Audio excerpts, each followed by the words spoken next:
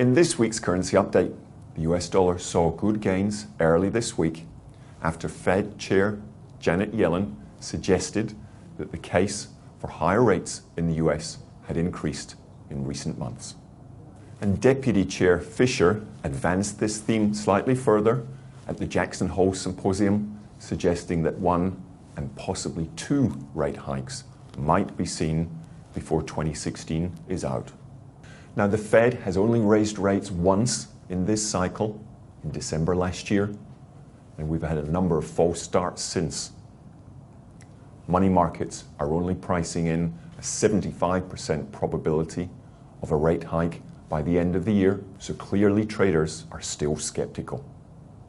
However, it does feel as if Fed Chair and Deputy Chair have put their marker on a rate hike before the end of 2016, and Westpac expects this to happen in December. To be sure, any rate hike in the US will be data dependent, and later today we'll get a key piece of economic news in non-farm payrolls. Now, in the last couple of months, we've seen significant strength in the US jobs market, with gains averaging 272,000.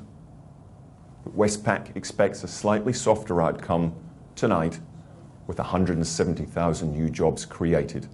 But a strong outcome later today would certainly advance the case for a rate hike in the US. Now, all this talk about higher rates in the US has seen the Australian dollar under pressure this week, trading below 75 cents on Wednesday. Weaker trade in steel and iron ore prices in China has also added slightly to the pressure, with iron ore closing below $59 last night.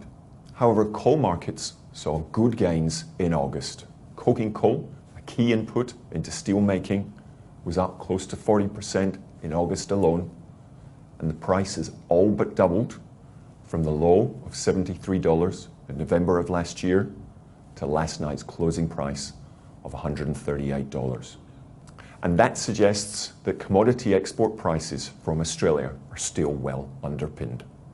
Now, next week is a very busy week here in Australia. Monday and Tuesday sees a number of partials for second quarter GDP, inventory, company profits, and balance of payments. And Tuesday also sees RBA Governor Stevens will preside over his last monetary policy meeting with no change expected. Now, Q2 GDP will be the highlight of a busy week, and Westpac currently expects a softer outcome at 0.4%. Given the risks surrounding US and Australian data and events, I would expect to see this current choppy range in the Australian dollar continue, and expect to see a 74.5 to 76.5 range through next week. These are all factors we can talk about in next week's currency update.